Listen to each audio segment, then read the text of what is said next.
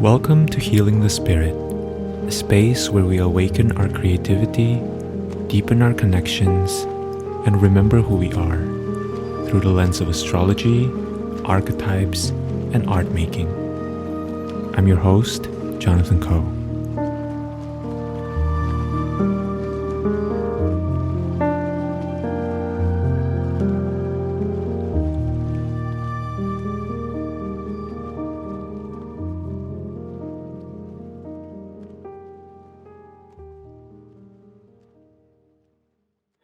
Hello everyone, welcome to Healing the Spirit. As many of you listening know, usually on Mondays, I share episodes where I reflect and I contemplate on the coming week. And this week, I want to do something a little different. So some of you may know that in the world of tarot, each Gregorian calendar year is associated with a tarot card, and this year, 2024, according to certain systems, is a year that's represented by, anchored by the Strength card. And so this week, before the month of January ends, I want to share with you a conversation about the Strength card. And my hope is that this conversation will become another lens through which you can anchor your intentions and the trajectory of the coming year and how you want to approach it. My partner in conversation is Mallory Dowd, who is a tarot reader, a writer, and I just deeply cherish and respect Mallory's perspectives on the tarot. Mallory also happens to be a dear friend, and in this conversation, we talked about some of the things related to fear, authenticity, our relationship with identity, specifically in terms of how we show up based on how we hold our identities, how authenticity kind of interacts with time, shadow work, and also what it means to communicate with courage, with honesty, with openness and thoughtfulness, which to me, all of these themes are related to the Strength card.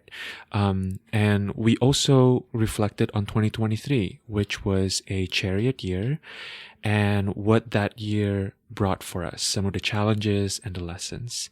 One of the things that I deeply appreciate about Mallory is she seems to have this ability to ask questions that opens up portals, and she also has this genuine curiosity about responses that her questions bring up for people. And so this conversation is very illuminating, it's very alive, and you'll hear both of us exchanging thoughts, challenging, clarifying, adding to each other's ideas, and also freely sharing personal experiences and anecdotes from our lives that relate to the themes that the Strength card brings up. So before we go into this conversation, let me read you Mallory's bio. Mallory Dowd, she, they, is a professional intuitive tarot reader, artist, mystic, teacher, and psychotherapist.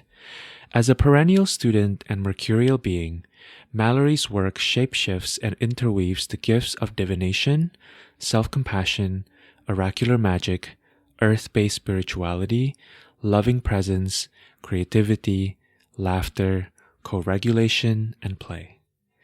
Mallory is interested in how we cultivate curiosity and the courage to live and express truthfully. She resides in Seoul and offers tarot readings and spiritual guidance globally online and as recorded divinations. I love that bio.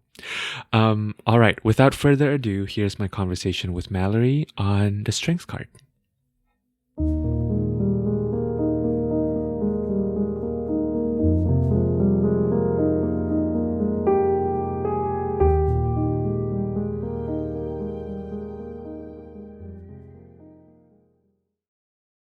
Welcome, Mallory. Thank you for being on the podcast. Thank you, Jonathan. I am so excited to talk to you about strength. So for those listening, maybe you can explain this a little better, Mallory, but from a numerology perspective, 2024 is 2 plus 2 plus 4 equals 8. And so it's an 8 year. And so it's associated in the tarot with strength. And folks listening to this may have heard other people talking about how this is a strength year, and or justice year, depending on the system that you're using. And I already think that in the duality of that, it's kind of interesting to reflect on and contemplate. But yeah, you are one of my most favorite tarot readers, Mallory. And so I just wanted to have you on and have a conversation with you about strength. So Thank super you. excited. I'm really excited about it too. Yeah. Before we get into it, you've been on the podcast before. This is your second time.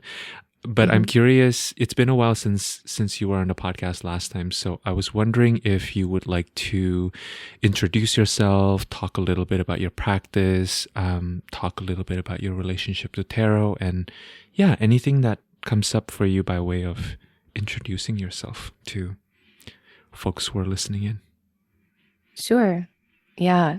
I'm sure I'm very different now than I was when I was on the podcast before, but I'm not even sure in what ways. But yeah, where shall I begin? I always find, I think I said this before too, though. I'm always like not sure what to include with a self-introduction, but I'll just say that um you and I met because of a sort of a like magical container that we that you were co-stewarding and I was magnetized to, and that was for emerging readers. And 3 years ago at this point, I don't know. Almost 3 Okay. years. Yeah. Um, I have been reading tarot for a number of years now, maybe close to 6 or 7 years. And I started reading tarot as a sort of personal practice for my mental health. And then over time started reading for other people. I'm now, yeah, I am a professional tarot reader, but I also work as a psychotherapist, sort of newly since last year. But that is my background. I trained to be a therapist about 10 years ago and then sort of fled that field. And I grew up in Michigan and moved to Chicago. And then, yeah, about a decade ago, I moved across the world to South Korea, where I've been living since that time. And yeah, so I'm also an artist. I think you and I use similar terms, maybe like artist and mystic. That really speaks to me too. Yeah. I'm a writer and a performer and photographer. And yeah, in general, just seeking to live a creative life and move closer and closer to, I don't know, the authentic expression of healing as it moves through me. Yeah. And yeah, I'm here. I've undergone a lot of change over the past 2 years, so it's like I think I'm kind of sort of reintroducing myself to myself and to the world. But Yeah. in general, I think there's a lot of we have a lot of shared interests and shared passions around magic and astrology and tarot, being Virgo risings and what that means. Totally. I love how Yes. we're always bonding over being Virgo risings.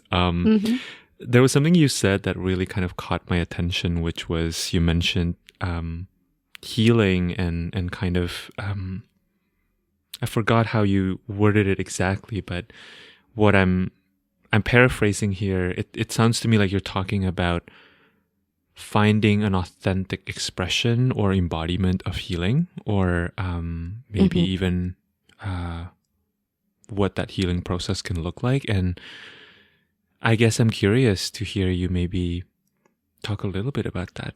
What does that word mean to you in this moment?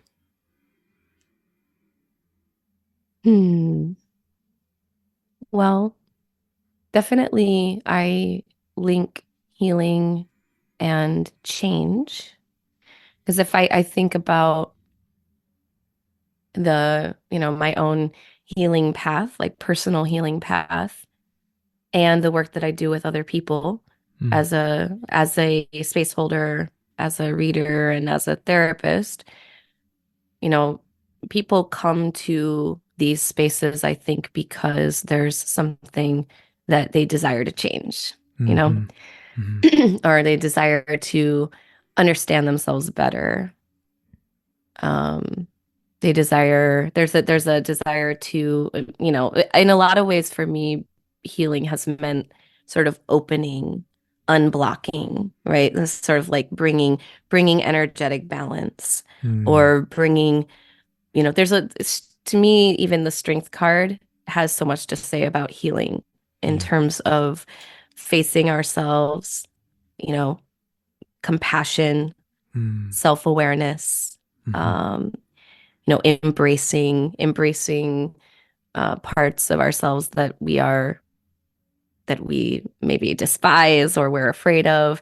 So think healing also is about integration, right? mm, Integration, change, movement, balance, um, the sort of steps we take and the work we do to allow our bodies, which are wise healers, right? Our body has a set of systems that know how to heal when there is illness or um, injury. mm. It's, to me, healing is about setting up the conditions to allow for balance to return. Yeah, Those are, I guess, my current thoughts about what healing means. beautiful. I love it. Um, I'm also curious to hear any thoughts you may have around the tarot card that kind of represents the year. Um, what has been your practice around that? Like, how do you contextualize that within your own personal lived experience, within your practice, as well as within your practice with others in terms of being a reader? How do I contextualize the strength card? More Or, specifically, the card of the year, right? When we're talking oh, about 2024 being like a strength year, hmm how do you view that, and what weight do you kind of assign to that? Does that question make mm. sense? Yeah, Mm, yeah, it does. mhm, Well, I mean, I think it's like an anchor into collective energy, mm, right? I think mhm, about it as, um, so at this time of year, I do some year ahead readings. mhm, Like in the past, I've promoted that and specifically offered that, and I didn't this year. But um, I think that it's the new year is it's this weird arbitrary thing. It doesn't really actually align with sort of more natural rhythms and cycles, but it is um there's so much collective energy that has been like funneled into this threshold, right? That mm, like now we're in a new year, and so it's I think that it contains the energy of, the collective, which I think is a really helpful thing to weave into. For example, we all have individual or personal cards of the year too, mhm. right? This Yeah. year, my personal card is the Wheel of Fortune, Mhm, mhm, which can also be reduced down to the Magician, which I find really interesting because the Magician and Strength in, the Smith Waite deck both have the infinity sign. that's And they're right. I think the only two cards that have that. Mhm, So there's like, for me, there's an interesting dynamic between those two cards this year. mm, Um, but I think, to invite people into the energy of a collective card for a year, I think it's like Lindsay Mack, how she describes anchor cards.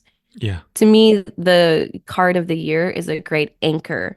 It's something Mm, we can return to again and again yeah. to, I don't know, guide us on a not just a personal level, but collective level. And it Mhm, helps, for me also, like part of my magical practice is working with synchronicity, my this awareness of like you and I talk about this a lot, I think, because we, like might exchange like Instagram messages and notice Mhm. how, oh my God, I was just thinking about that, right? Yeah. And even you have helped me to sort of reframe my feelings about internet spaces like Mm. Instagram, Mhm. where you and I have talked a lot about the positives and negatives of a space like Instagram and how, Mhm. it's like we should be careful and cautious around it. Especially me, and how my brain works. But also I think there's like a great energetic power to like this people around the world thinking about this card, people around the Mhm. world writing about this card, making art about it, talking Yeah. about the themes of the card. It's such a to me, it's like a great energy source, and it roots my personal tarot practice in collective issues, which I think Mhm. is really important. Yeah. Yeah. Yeah. It's making me reflect on last year kind of being a chariot year as well. Um, I certainly feel that. I certainly felt how um, last year, not just me, but I think a lot of people in the different communities I was a part of, was really kind of moving through this process of um, throughout the year becoming more and more aware of what our chariots were. Like, what were these Hmm. things that we used to get from A to B, but then in the process kind of got a little confused about that vehicle being actually part of our identity. Like Mm. how What much was of yours? let me see how much I want to share here. um, hmm. I think a big one. There were a few, Hmm. and some of them I came out of the year, Mallory, admittedly a little surprised because some of them I thought were chariots, but then eventually I think it was more that the ways I was relating to them there were Hmm. aspects of it that needed to transform. There were aspects that needed to be let go of. But once those aspects of relating were let go of, the thing itself emerged or proved to be still relevant to Hmm. to my life. Um, Hmm. one that I'm thinking about is my romantic relationship. There was a point Hmm. last year where I was like, maybe we're done. Maybe Hmm. this is as far as we could Wow. get. Yeah. And that wasn't true. And I think it was Mm-hmm. just more of a deepening. Um, Mm-hmm. and it was more of this constant process of unmasking right in front of one another and showing more of ourselves. And then once the initial shock was kind of over, it was we were back to being like two people, who could walk the path together. So that was sweet, but also interesting, because I was like, is Yeah. this the chariot? um, Oh, I wow. would Yeah. say a big one that's definitely shed at the point of us recording this was my handle on Instagram. Speaking of Hmm. transformations. For a long time, I used my music handle because I couldn't be bothered to change it. Like I was just I had this whole story of like how I am a mystic, I'm an artist, my point is my art and my Hmm. practice, and I don't really care about how I show up or Hmm. how I'm seen by people on social media, right? I'm like, who cares what my handle is? Yeah. Kind of like And a rebelliousness I'm feeling in that. Like, I don't need to yeah, change my handle to exactly. I think fit. there's something kind of punkish about that looking back, but it was also rooted in some sort of resistance, right, around like Hmm. saying yes to maybe more visibility or people kind of exactly knowing who I am. Like I noticed before I shifted it's so funny because literally like a day before I finally decided to change my handle, there was a friend who um made a slip in one of her comments that, and she called me Nate, which I'm Oh, okay with, but it was just yeah. so interesting because then this stimulus came in, right? Or this synchronicity came in, and I had this feeling internally, which I never had before, of like, that's not my name. So I was like, oh, that's interesting. Mm, mm-hmm, Yeah. mm-hmm. Yeah. Um, what about yours? What was your chariot last year? Oof. Um, I think last year, if I think about the beginning of the year, there were certain things that were really important to me. And yeah, as you were speaking about this, I am realizing that I had this same process. Like the ways that I was identifying myself. I mean, Mm, it was really important at that time. I think like identifying myself around like my sexuality and even like I went through a lot of different iterations of like how do I describe myself and my work? But that's like I think less important. I think it was more on this like deeper level. Like I needed to claim certain identities or markers, you know, mm, around like how I'm in relationship, how I do relationship. And yeah, I can definitely say by the end of the year and now in these early days of 2024, I really realized that I I don't have the need for these clear labels about who I am. It just doesn't even seem to matter to me anymore. mhm, And that actually kind of opening up and releasing those what propels me forward towards, mm, you know, my sort of my authentic desires, how I really mhm, want to be in relationship, which is very fluid, right? mm, I think in many ways, like labels, even I'm thinking, so definitely around like kind of, all the explorations I was making around relationship anarchy, queerness, like so it's so important to me, right? It was a really important. I'm even thinking about like last year on Pride, mm. over the summer. Yeah. Um, that was a really, really, and I think the card I pulled, if I'm not mistaken, the card I pulled or the card I was writing about was the Chariot, I think. And so I have like a right now sitting in like compassion for who I was last year, needing to like really strongly self-identify. But Mm, now I feel like um, a lot of that need has just softened. And yeah. I'm sort of like, I'm just me and Mhm. I'm a fluid creature. And like, Yes. uh, and yeah, who I am, what I want, what lights me up. It's like constantly changing and Mhm. that's okay. So Mhm. yeah, I think also getting older, like Mhm. I just celebrated my 39th birthday, so Happy it feels belated birthday. thank you. It feels really significant because I'm kind of like I don't need to explain myself to Mhm. anyone. Oh, and Mhm. the thing I was leaving out is that, at the beginning of last year, I got an official ADHD diagnosis. Mm. Also Yeah. um, very helpful and still helpful as a label, but at the same time, even that feels like it's kind of softening just in Mhm. terms of like needing to um frame myself in that way. Mm. So Mhm.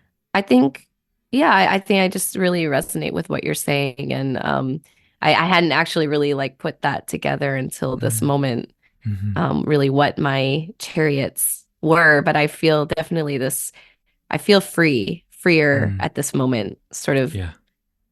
stepping away, leaving that, some of that where it was. Mhm. Mhm. Yeah. Fluidity is such a blessing and a curse, isn't Yes. it? Truly. Um, I feel like that's a great segue into uh, the card of the hour for us, which is strength. I'm curious what is coming up for you as you are reflecting on strength at the start of 2024. Mm-hmm. Hmm. I mean, I noticed this morning when I woke up, I feel at this moment most connected to the compassion Mm, that is offered mm, in this card, mhm. sort of like self-compassion that also transforms into compassion for others. Yeah. And I've been, I always find that I'm reading exactly what I need to be reading at the Mm, right time. You know what I mhm, mean? mhm. This synchronicity. And I noticed I had picked up a book from my bookshelf that I bought last year sometime, which is When Things Fall Apart I love that by book. Pema Chodron. Yeah. So I Mhm, think there's a lot of I wrote some quotes down mhm, that I had underlined like this morning that felt really relevant to strength. mm, Um and because I think fear also, I also think one of the things that if you think about the journey, the fool's journey through the majors, mhm, Chariot and strength feel really connected to me through the theme of fear, mm. right? It's like fear is what may compel us not to leave the chariot and continue forth. Yeah. And strength invites us to be with our fears, um, which is I guess something, those are words we throw around, but it's actually can be quite like terrifying, It you know? is. Yeah.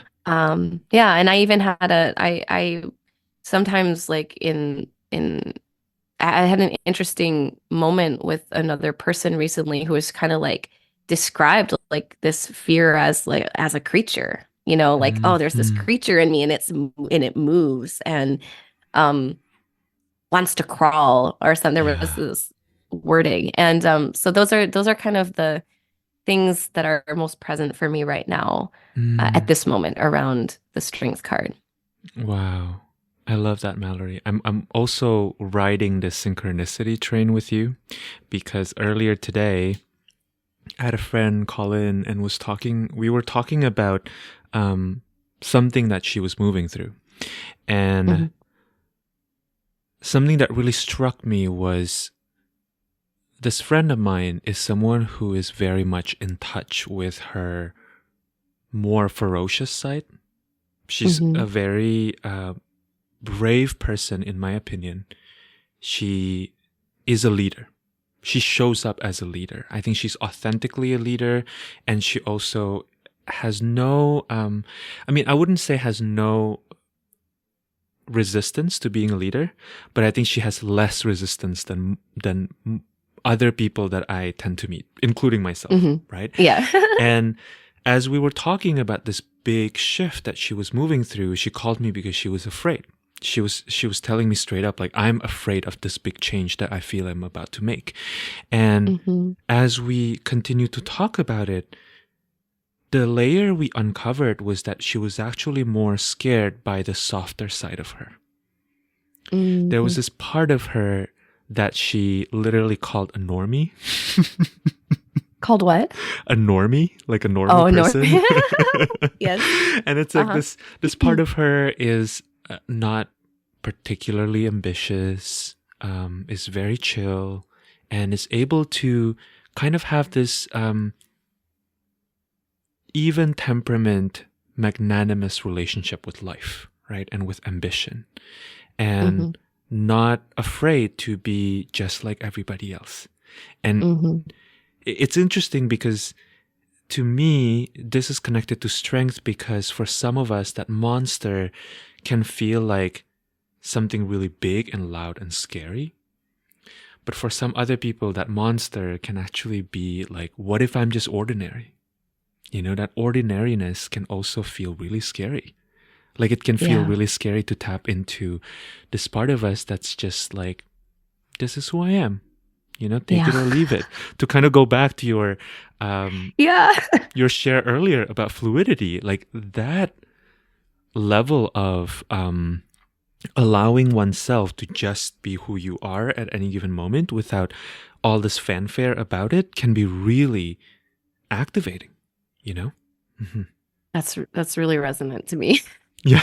Yeah, Yeah. totally. Mm-hmm. Mm-hmm. Actually, it's so funny, like what we're talking about. I'm looking down at my notebook and I'm looking at one of the quotes that I wrote from Mm, When Things Fall Apart, and it's fear is a natural reaction to moving closer to the truth. mm, mm,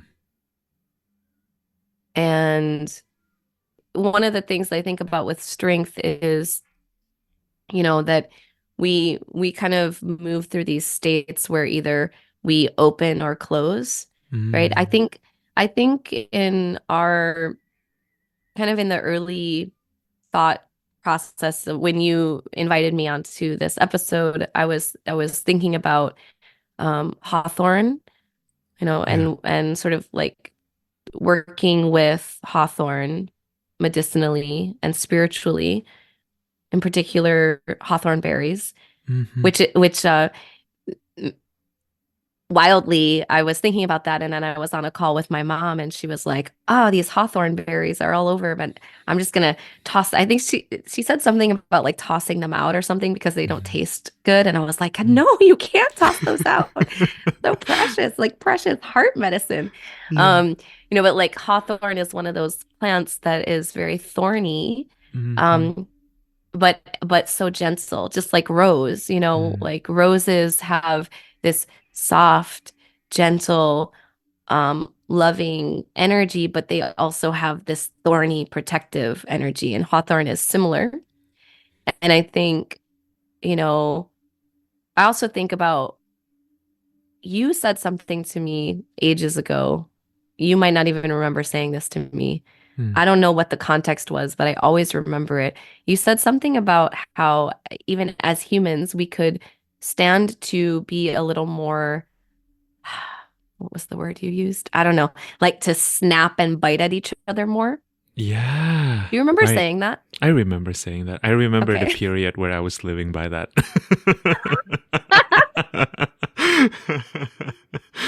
um, Yeah. What was the, does that have any like relevance to the strength to the card for you? strength card. Hmm. For sure. I think that was really the period where I was exploring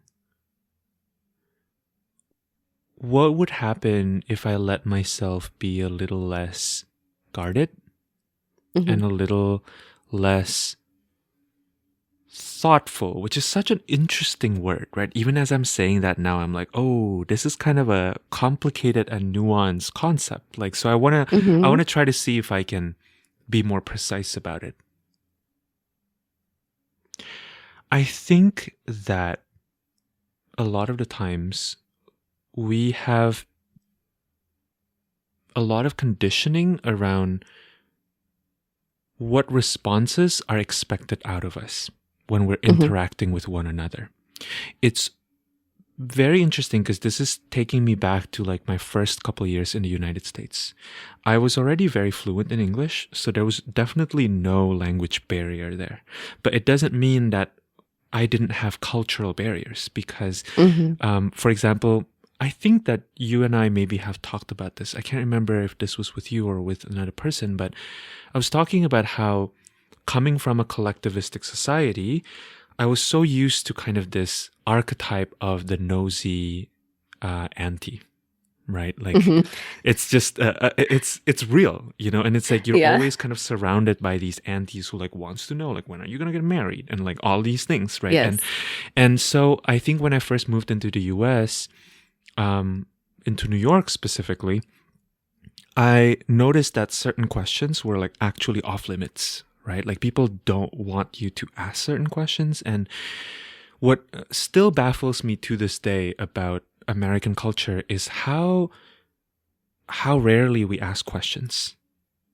You Hmm. know, with Mm, one another, right? How yes. in a lot of circles, especially, I notice the more white and wealthy the circle, the Mm-hmm. less people ask each other questions. It's more like it's as if questions are intrusive, right? So Mm, what I'm trying to get at here is that it feels to me like in order for us to be able to connect with one another, oftentimes we need to kind of pull out certain ways of being out of this collective dictionary that we have, you know, mm-hmm. or like this collective invisible rule book, right? And what I was trying to convey to you about, like maybe the wording I was using was like being less nice to one another, Mm-hmm. was what can we reveal to one another? What can we reveal about ourselves when people are actively not responding using those kind of canned responses, right? Like, what if we Yeah. try to connect from a space of what our authentic responses really want to be in that moment? And recently, it's funny you brought this up, Mallory, because recently I've been thinking about authenticity and about how actually, when we commit to staying authentic with our responses, we really are still performing in a way. Like we are just Ooh. performing authenticity, right? Because you still have to stay connected to a certain part of you. And um, there is a way in which you are making an artistic choice to not go with the responses that maybe you've always been um, offering, you know, in certain Mm-hmm. situations, right? Like there's a piece when we are showing up authentically where we um, hold back or maybe override some of the more habitual responses. Does that make Mm-hmm. sense? I think so. I mean, what I was thinking as you were talking about this was how, I mean, well, first I thought, so then what is actually like authentic then? Or, like, are we ever not performing? Yeah. Um, Maybe not. But that question makes me think about how life is a creative act, right? Like every moment is a creative act. So Mm-hmm. sure, I mean, in a way, which also feels very strength to me. Yeah. Strength is associated what with Leo, right? And Mm-hmm. the sun. Mm-hmm. And that makes me think of maybe I'm straying from you a little bit. I don't know.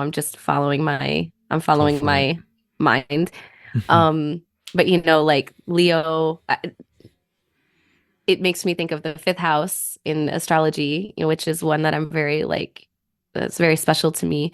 Mm-hmm. And as an actor and as a performer, but also as over the past like 3 years, I've been contemplating a lot how life is, and this is not like an original idea to me, but I really love to contemplate how our lives are our creations, our Mm-hmm. co-creations, right? Yeah. And so really and maybe there is kind of like a fear. I think there's a fear that I have if I think about like what I was saying about last year being so I felt so tied to Mm-hmm. these ideas of who I was. And then that influences like, okay, how must I be then? How must I show up Mm-hmm. into my relationships, to my friends? I must uphold these identities that I've taken into myself. And if I kind of like soften all of that, really, I mean, honestly, like the person that I am today is different from who I'll be,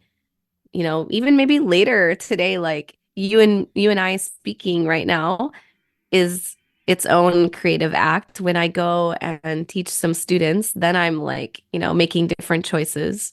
I don't Mm-hmm. know. I'm not sure. It's possible I missed the point of what you said, but it sort of drew me into um sort of the fear and the excitement of the fact that every moment is this like this alive developing thing. Yes. Yes. I love this. Um, I think it's very true that life is a laboratory, right? And in a Mm, sense, we're always exploring, we're always taking chances with every action or inaction that we decide to show up with, you know? And to go back to what I was saying earlier about authenticity as also a performance, what I mean by that is what I've noticed in my own life when I let myself act upon and share my more authentic responses is that it elicits and invites in a certain kind of response from my environment, right?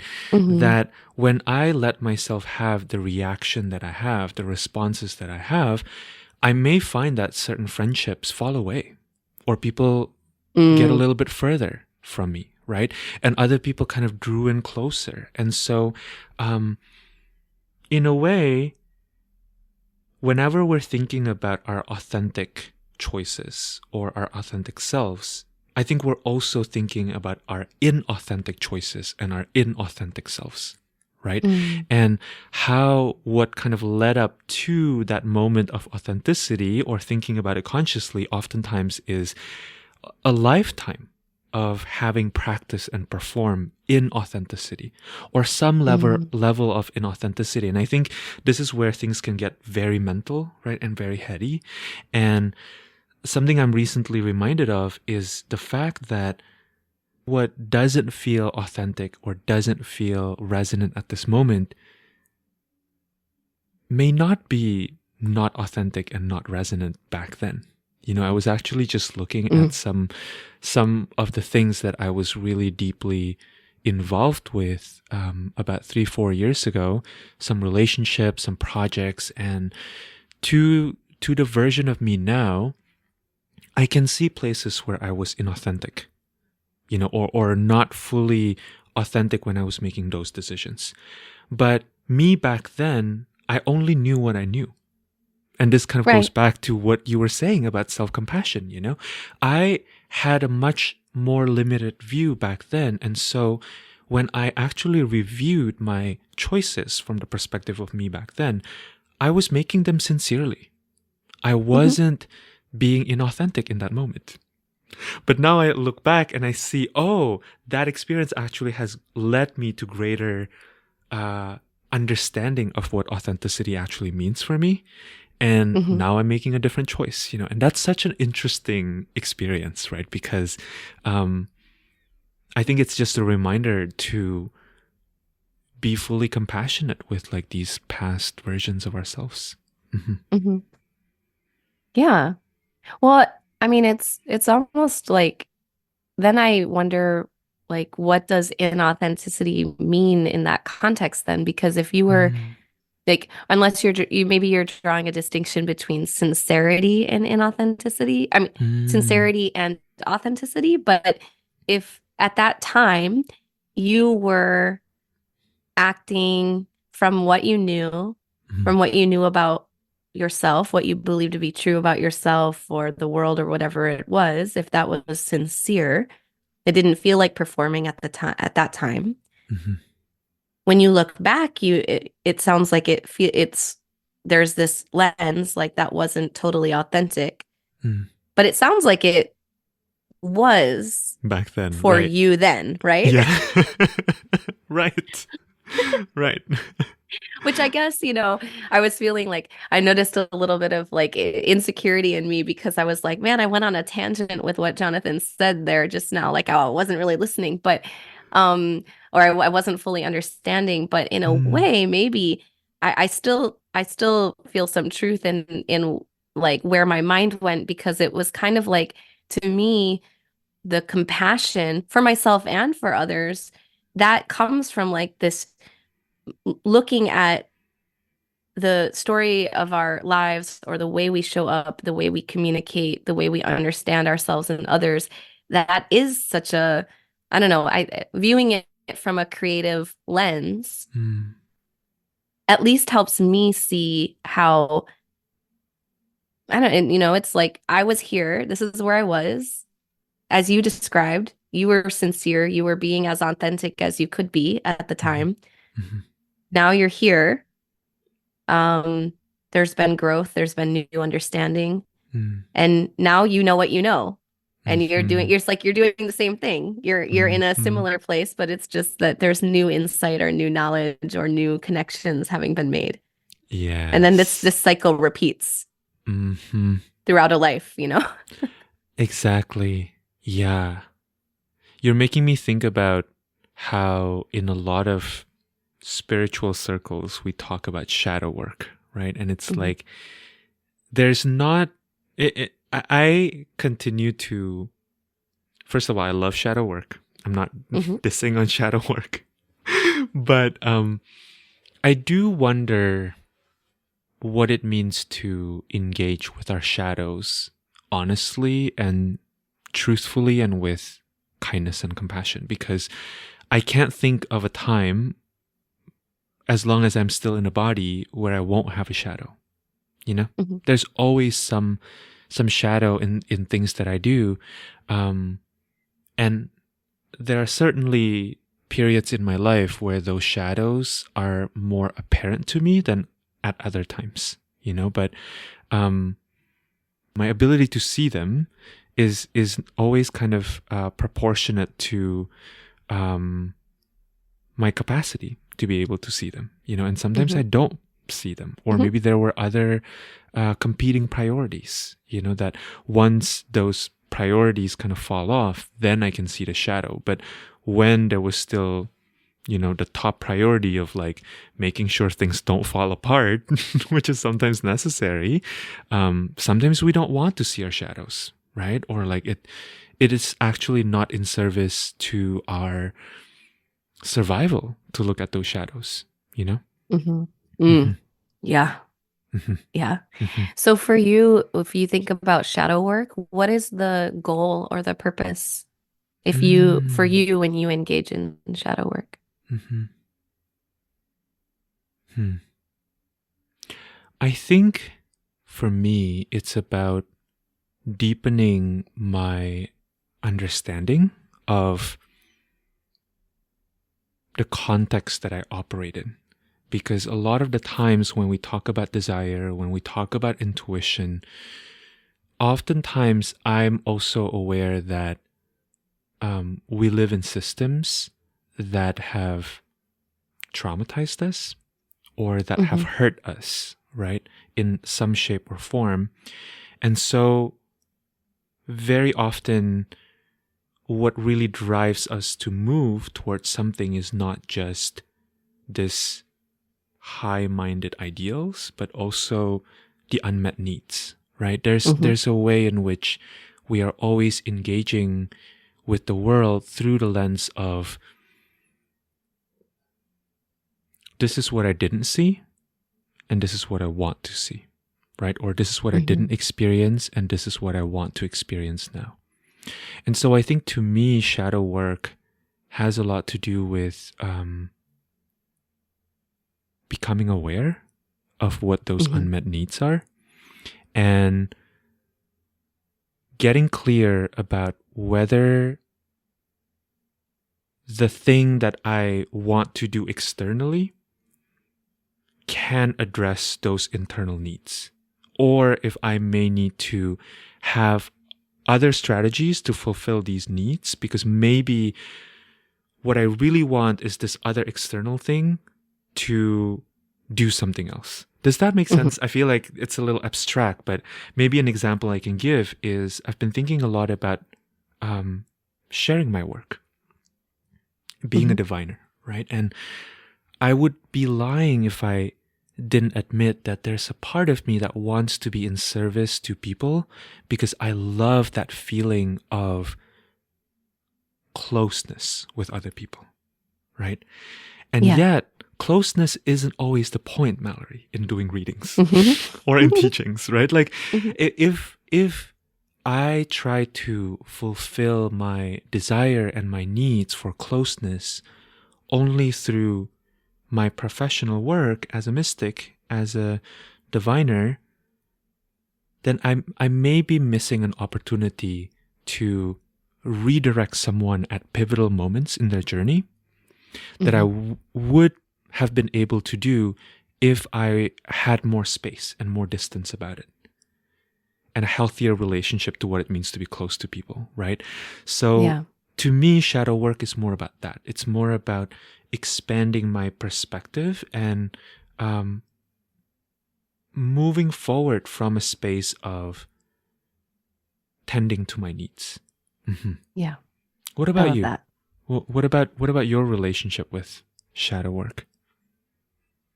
Well, I really, that was the word that it was in my mind was also understanding, right? The reason Hmm. I asked was, and again, it's kind of like what I observe since I started working as a therapist. It's very Mm, different from the work that I do as a tarot reader in that mhm, people tend to bring different expectations, you know? mm, And one of the expectations that I notice when I first meet someone who's coming to therapy, um, maybe there's different levels of investment in this idea, right? For some people, it feels really strong and others not. But I think that there's this idea that, oh, I need self-understanding. I need to understand these parts of myself so that eventually, ultimately, I can get rid of them. You know, that's mhm. sort of there's this desire, right, Yeah. um to eliminate or even I think destroy, these parts of ourselves that or the manifestations of our unmet needs, right? Which Mhm, take many forms, right? Like mhm, this like unhealthy patterns or anxiety, etc. And what I think about is that actually really that understanding comes from really not coming from the perspective of wanting to um send away mm, these things that we come to see, but rather to sit with and listen to them. mm, mhm, And so, also I think I had said to you before that strength really, this card really makes me think about um, internal family systems and parts work in the sense that we have like these parts of ourselves, exiles, protectors, um, and that, really the goal when we're doing, shadow work or when we're trying to like really cultivate deeper understanding of the various parts of ourselves, the goal I think is to listen. mm, mhm, Listen, and again, as you said, right? What do you need?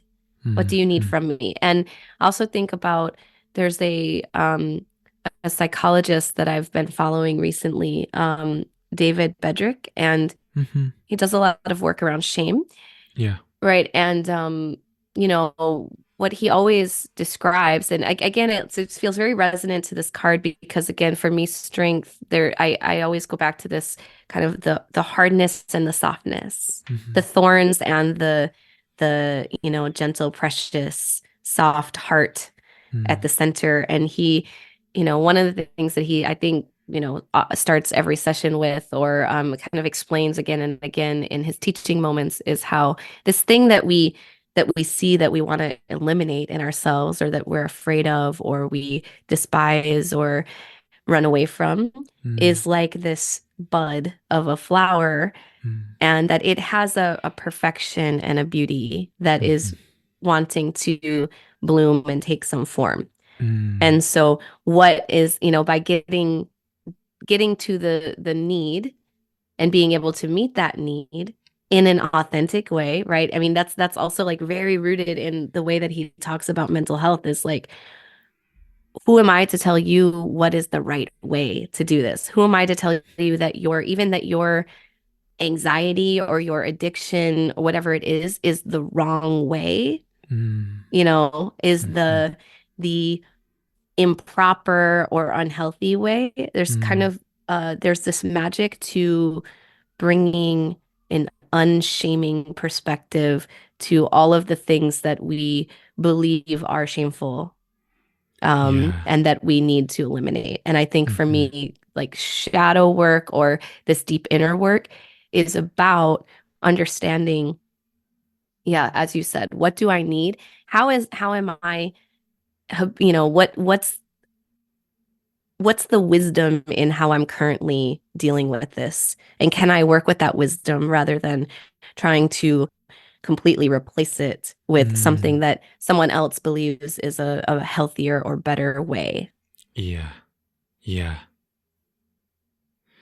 Yeah. That's really interesting. I was thinking about how currently one of my favorite decks is this Wild Unknown Archetypes deck. Mhm. I don't know if you and I have probably talked about this one, right? I'm Mhm. just always like, who did I talk about this one with? But I think Kim Kranz, who I believe she wrote the guidebook, talked about the shadow as, often. I think the way that she phrased it was, often the real shadow is our perfectionism. Like that Yeah. desire to like not have shadows anymore. It's like Hmm. the mother of all shadows in a sense. Hmm.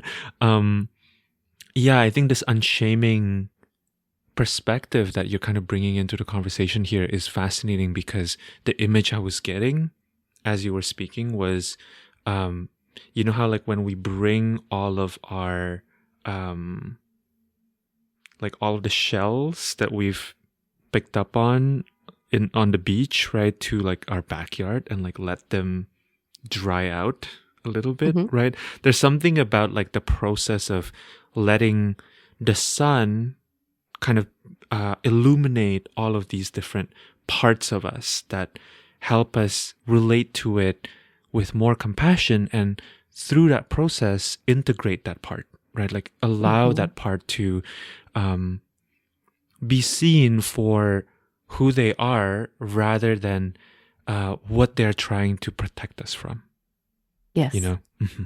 Hmm. exactly. Yeah. Yeah. Hmm. You had also mentioned, so here are a few keywords that you shared with me in an email about the strength card. Um, and I'm wondering if some of these keywords are still resonant and still feels alive for you to talk about. You had mentioned um, heart intelligence, grief, overstimulation, and ADHD, nervous system, um, protection versus opening, flow states, wounded healers, solar medicine, flowers, laughter, um, Hmm. pleasure and delight, lust, chaos. So Hmm. that's such a rich vocabulary of words. And I'm Yeah. really curious to hear, yeah, what's kind of coming up for you in this moment. Well, yeah, I always think about strength as lust in Hmm. the Thoth deck, right? Hmm. That's another word that we Yeah. use. And one of the things that I've learned about myself is that I definitely am pleasure seeking. Mm. That's like actually getting again, receiving a formal ADHD diagnosis shed a lot of light on that. It helped me understand, like Mm. why am I always seeking what feels good? Why am I, you know, why am I so impulsive? Etc. Like, oh, this is actually helpful for me to think about, what there's a need, that I'm Hmm. seeking here. And that Hmm. it actually is just like in many ways chemical. Mm. Um, but I do think, you had mentioned weaving in the justice card, which, Yeah. like prior to, I think, the Golden Dawn, right? That was the point at which number 8 kind of shifted to strength, but it Hmm. previously was justice. Hmm. So in some decks, card 8 is not strength, it's justice. Hmm.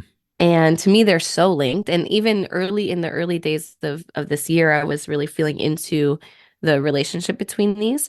And so I'm Mm, thinking about the relationship between like desire and um like our desires and then also our relationship or like right relationship, right? mm, Like justice to me adds this really important layer to strength because for me, a lot of what strength offers is sort of like there's like a permissioning, right? A mm. permission to want and desire and to even indulge, perhaps, Yeah. to seek pleasure. These are all like the joys, some of the joys of life.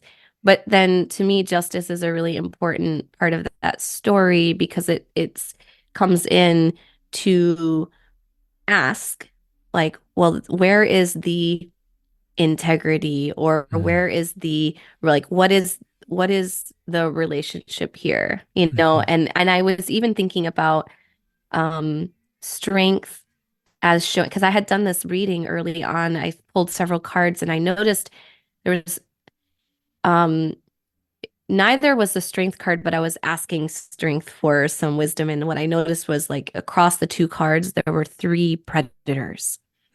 We're mm, seeing a lion and a falcon and a mm, human. mm, And mhm. I thought, wow, there's also something here in strength about our predatory nature. Yes. And what Yes. does it mean to like be honest about that Mhm, and bring a right relationship to that? Right? mm, Like I think that's a really important piece, especially when we just again, strength being a collective card, it draws our attention to the collective where we can see, the some of the results mhm, of the predatory nature of humans, the violence that we carry, you know. So I'm curious what your thoughts are, what you're thinking about when mhm, we sort of weave strength and justice together at this, especially at this particular moment in time. mhm, mhm. I'm thinking about how fairness is not always the same as mathematical equality.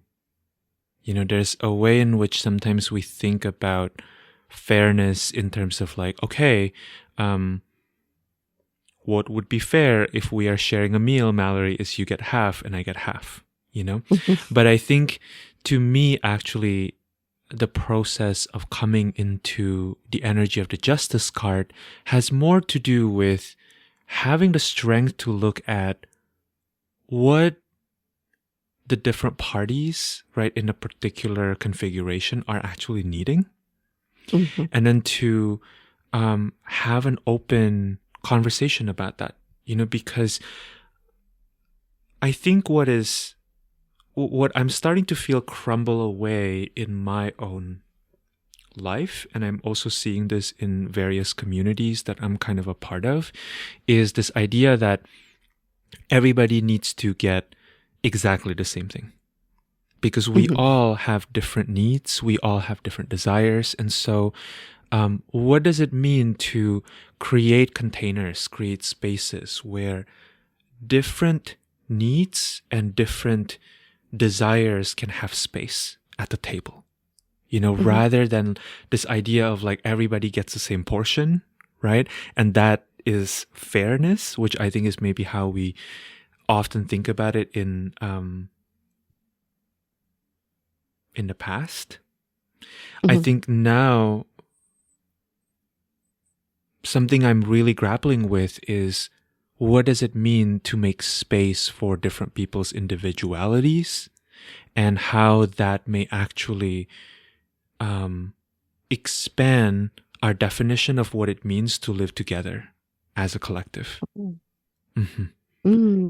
I was, as you were talking, I was just thinking like equality versus equity, the Mm, difference between these. But also, I'm mhm, curious if you have an example of what you mean, mhm, like you know, mhm. creating that kind of space. Like what, I'm curious, like if you can describe. Yeah. maybe an example of this An vision. example of this. Mhm. First of all, I just want to say it's a little challenging, right? Because Yeah. this is not how we're used to thinking about it, you know? Yeah. So I think that even in my own life, I'm seeing there are far and the examples of how to navigate and embody this skillfully is kind of far and few between, you know? Hmm. But one example I can give is I've been thinking a lot about my parents and how they treat me and my sister. And in some ways, they really are very sensitive around making sure that neither of us feel like we're the favorite. Hmm. And also, um, what I'm seeing them start to do as they get a little bit older and wiser is to become more attuned um, to the different ways that I need attention or support versus how my sister needs attention and support, right? And in their roles as parents, which are, as we become older, right, our parents' actual roles as parents really start to fade away. But Yes. in the little, in the few areas where they are still solidly, playing that parental role, I can see how they're attempting to navigate that with an awareness of difference, right? And how awareness of difference to me is actually deeply compassionate. It's Hmm. actually very, it's the furthest thing away from compassion to assume that everybody is the same because we're not the Hmm. same. And when we're eliminating those differences, I think we are shoving away some aspects of our lived experiences that are very important, right? Um, Another example I was thinking about is recently I was running a container. And as you may know, Mallory, I have a day job. And so, like, to me, when I think about getting support or when I think about kind of an organizational structure, I always think, Hmm. okay, if I were ever to get support, it would have to look like someone who uploads all of the recordings of the classes to the platform, right? Or like help me create these teaching materials and kind of do more of these quote unquote menial tasks, right? Hmm. But the reality is, as a Virgo rising, actually, all of these menial tasks, Mallory, are like part of my creative process. I don't want to give them to anybody else. Like, they're such Yes. important parts of how I create, right? Like, Hmm. how the visuals look, where, how close the fonts are together. Like, I don't want to give this away to anybody else. Yes. The editing of the audio, like, all of that feels like part of my devotion. But what I Hmm. realized was actually, I had a friend who kind of stepped in and volunteered support in exchange for being in this container. Hmm. And the way that they supported me was actually through like talking through things with me. So, like, in a Mm. sense, being my sounding board. And I was really surprised because I think something really opened up for me here. I realized, oh, my needs, if I were ever to quote unquote expand my business, isn't necessarily to have people, upload things for me. Maybe that will come, right? But what I really need help with is someone that I can talk to, someone I can bounce Yeah. ideas off of, and that can be the most supportive kind of support for me, right? And it's Hmm. interesting because um, I also see this in other areas of my life, like with my partner. There's Hmm. not like the way that I support him in our relationship is different than the ways that he supports me. And we don't Right. have to be equal, but in a way there has to be a sense of like us being in right relationship with that um, level of supporting one another. I'm Hmm. curious if anything is coming up for you around this. Well, it kind of, if I'm like linking it back to the thoughts about strength, Hmm. and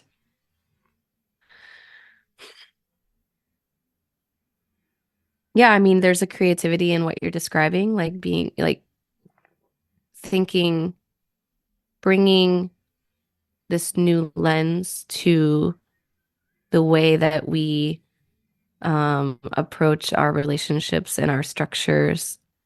Um, and I also think maybe like there can be some fear in that, or like that's that, because the yeah, what you're describing is really like it's really resonant to me.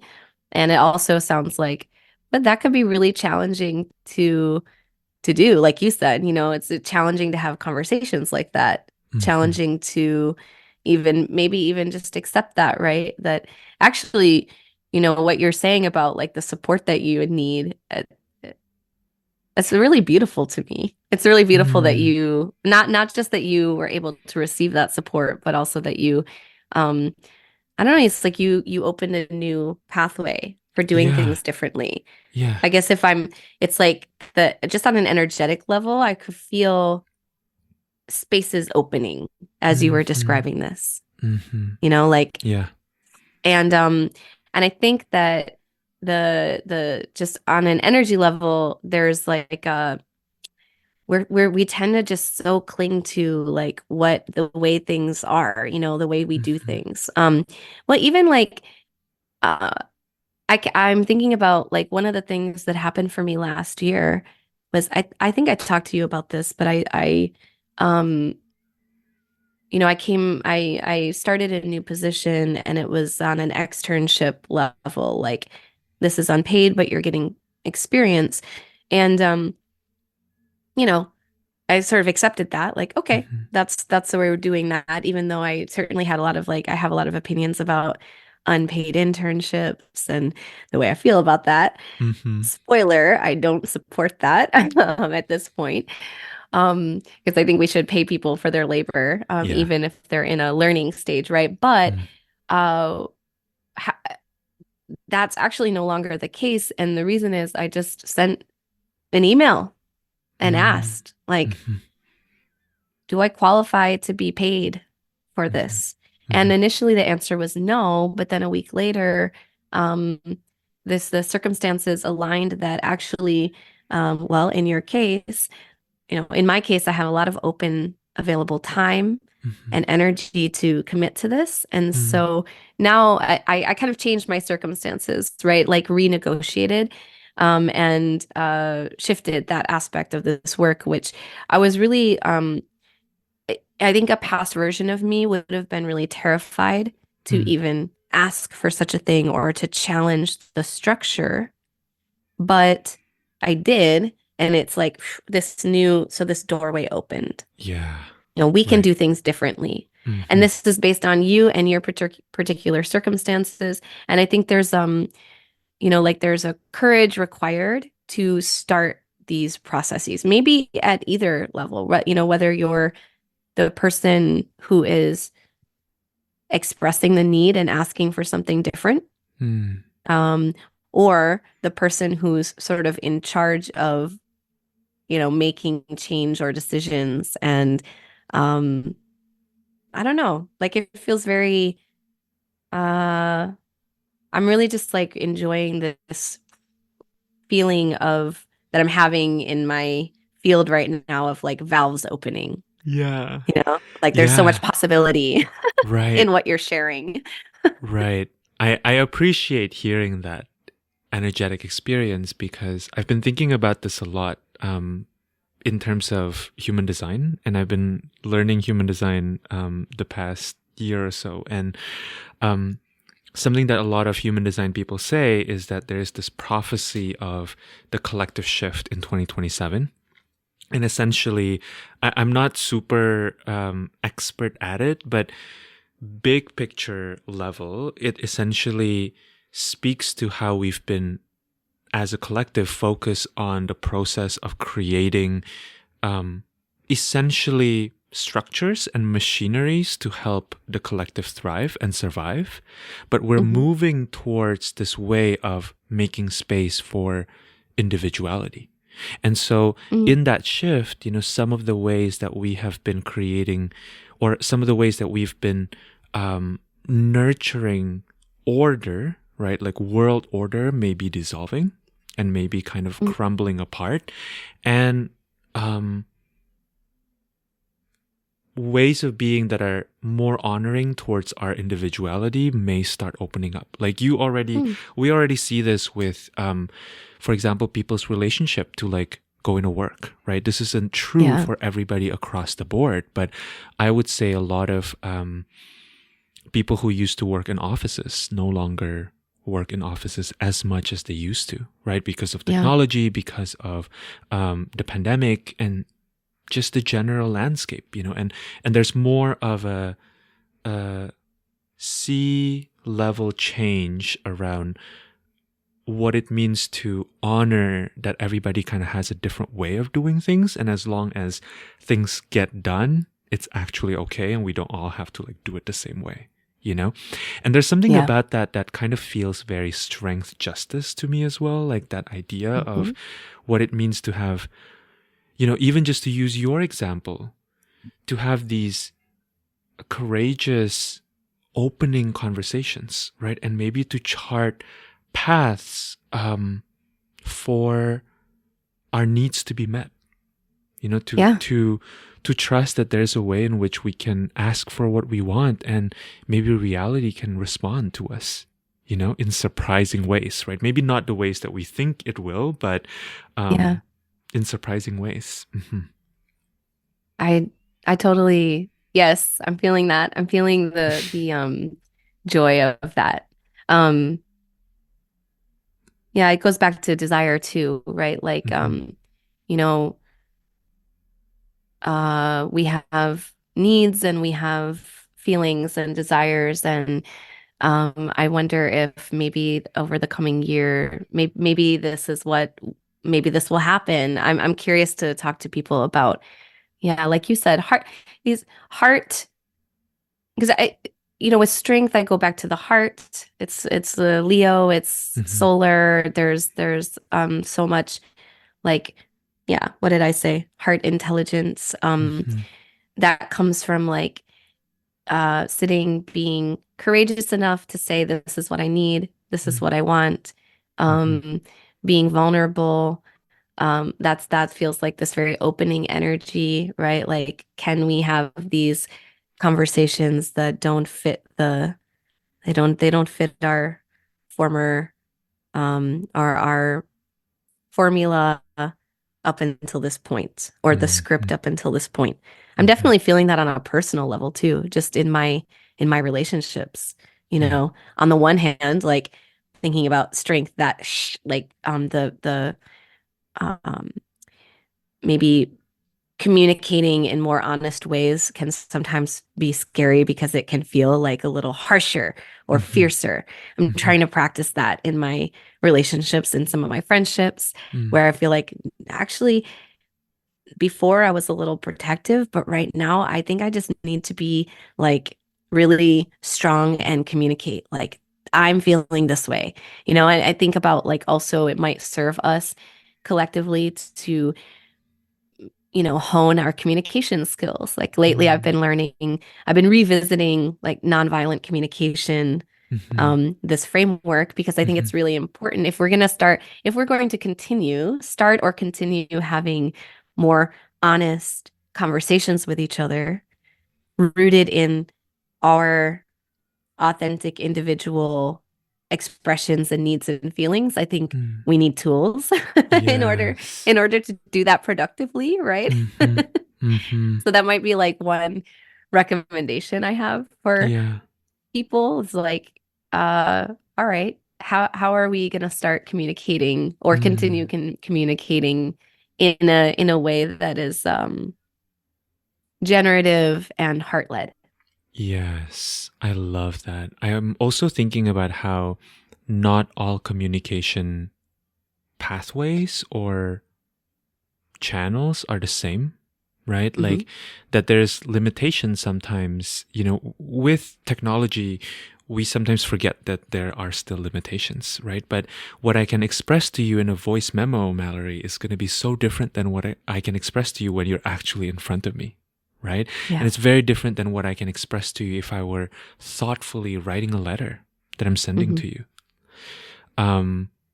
So I think there's also an invitation here to feel into what the different methods of communicating is also able to convey, right? And Mm-hmm. which method may feel more aligned with something we're trying to say. Like if I've been noticing, because nowadays a lot of people really like to communicate through voice memos, because I guess, Mm-hmm. it's kind of like leaving a message, right, on our phones, like back in the days.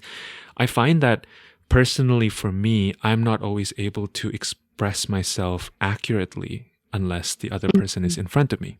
So I'm taking that as part of my learning experience, and really giving myself the permission to tell people I really love receiving your message and I'm not going to respond with a voice memo because I don't think I can Yeah. adequately express what I want to express.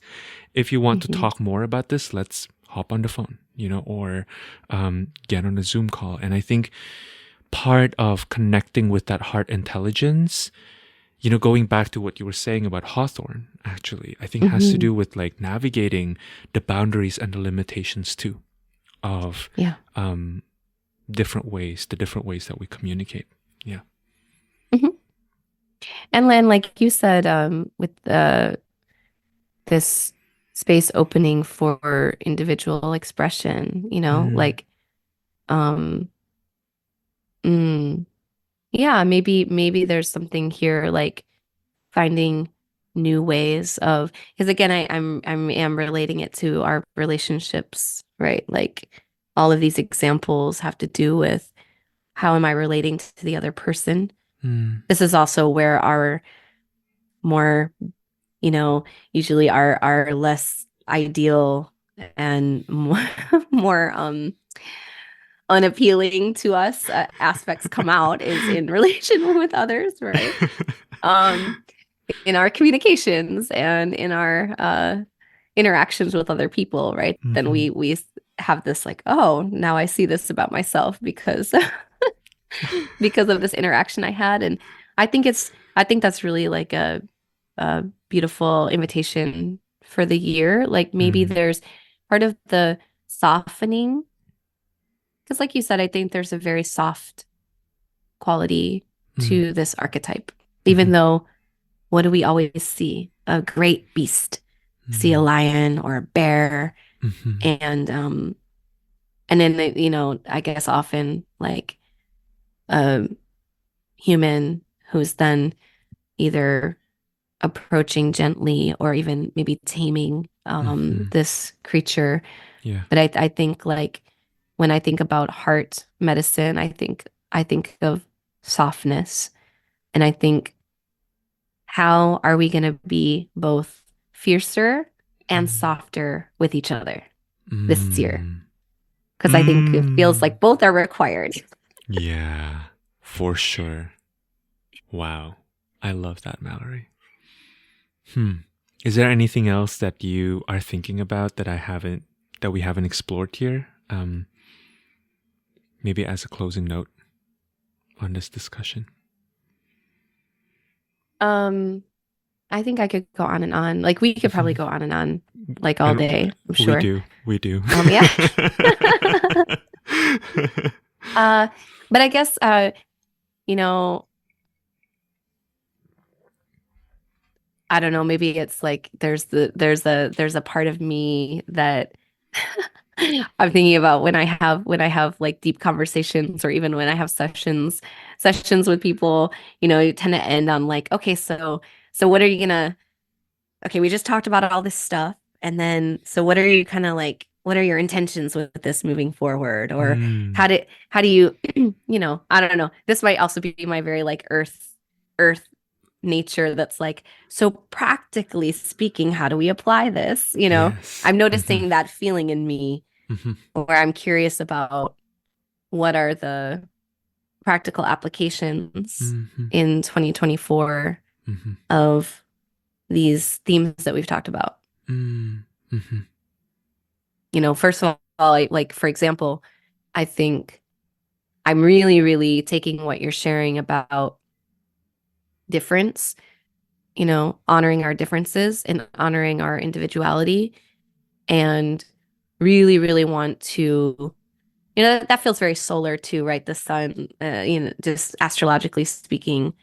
Um, I really want to think about, I think this year, how am I holding space Mm. with others in a way Mhm. that allows people to be who they are, you know? Yeah. I'm thinking about that Mhm. and how I want to apply that. I'm curious for you, like what kind of intentions spring Mhm. from all of the topics we've talked about. Yeah. I definitely agree with you. I'm thinking about that too, and I'm thinking about the relevance of how much space I give myself actually, and how the space I give myself is so deeply correlated with the space I am able to give to others or to offer up to others, right? On an energetic level, because the more myself I am, oftentimes the easier for me it becomes to allow other people to be exactly who they are, you know. But Mhm.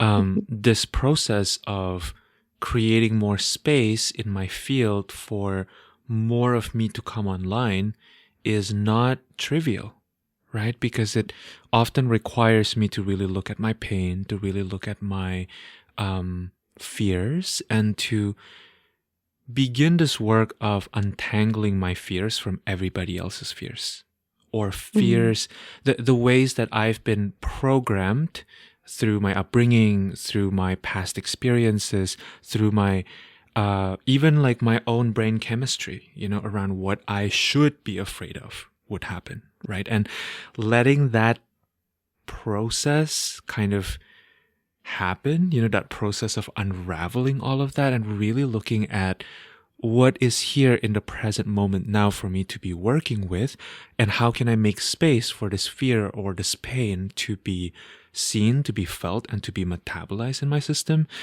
feels to Mhm. me like yeah, it's it's our life's work, you know. Like what Yeah. else are we what else are we here to do, you know? Like, and I think there's something about the process of looking at that that feels so transformative. um Yeah.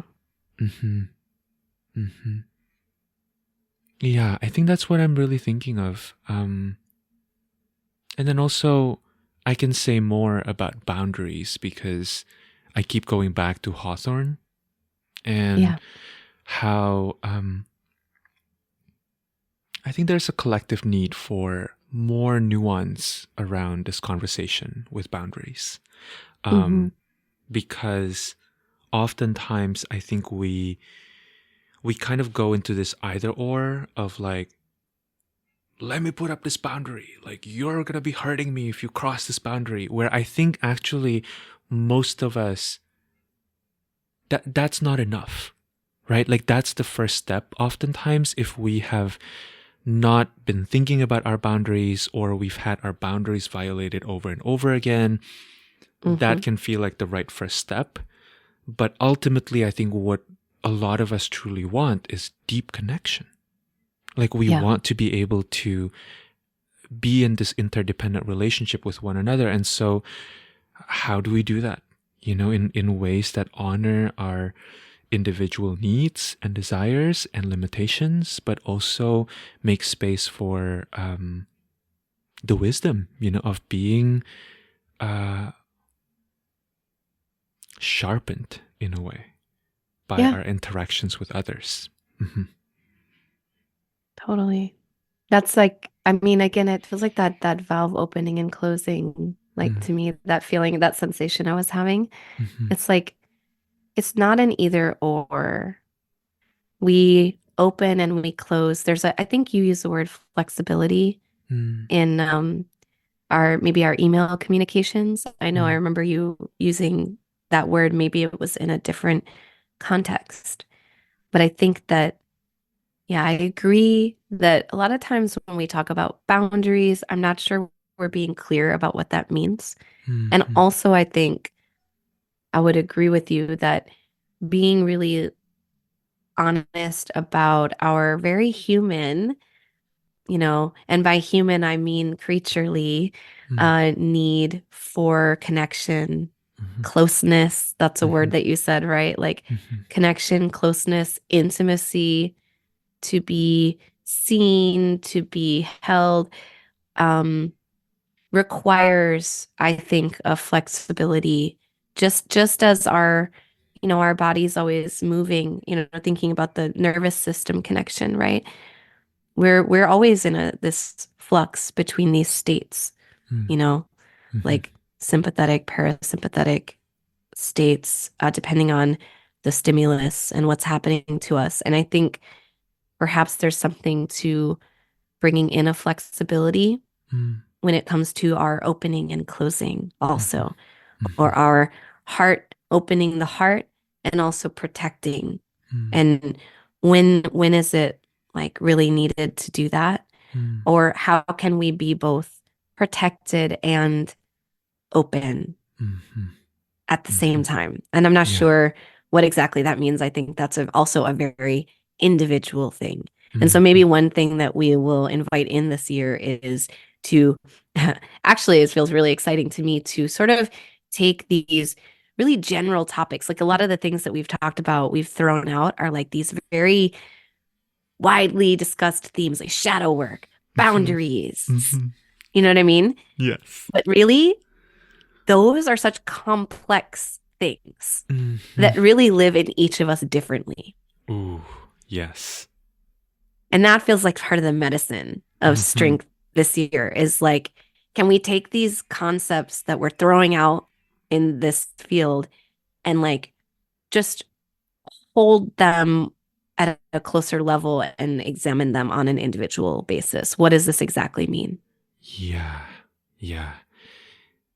It's it can be really scary to do that, I think, because it's so easy to rattle off concepts intellectually that we've heard a lot of other people talk about, right? We've taken a million courses on shadow work and like here Yeah. we go, step 1, step 2, step 3, here's the sequence, right?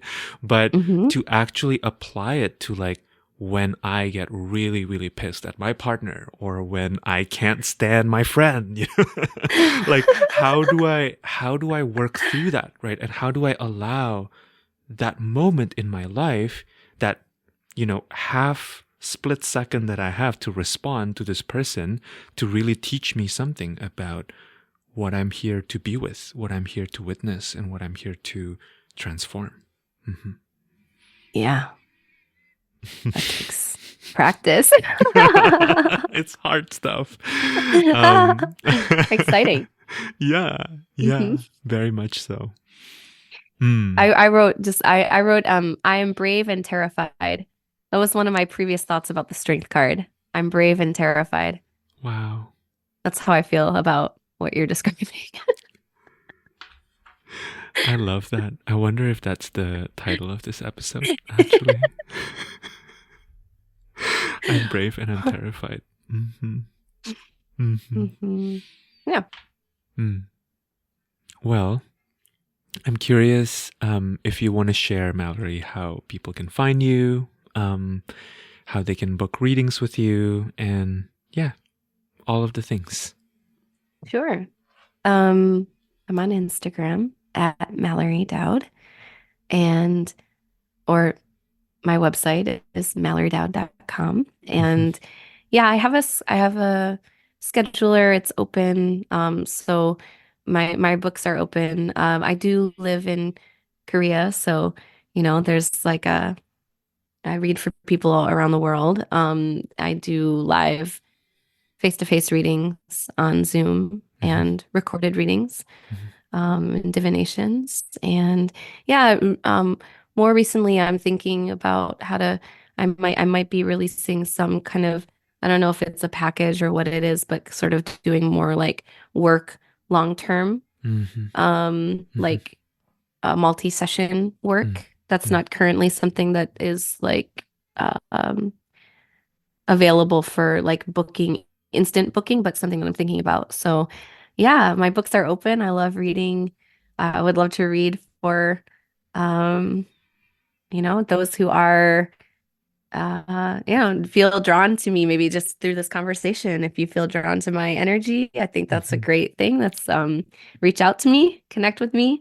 I'm also a writer. I have a Substack and I don't have a lot on it yet, but I'm hoping to share more in the future. So you can find all of that through my Instagram. Awesome. Well, Mhm. you are such a gift, Mallory. Truly. I feel like you're one of my favorite people in the world. Oh, I feel And exactly the same. I love the way you think about tarot. I love the way you think about the world. And yeah, just really deeply appreciate this conversation and excited to check in with you at some point about how your strength journey is coming along. Mhm. Me too. Thank you so much. Thank you for having me. You're so welcome. Mhm.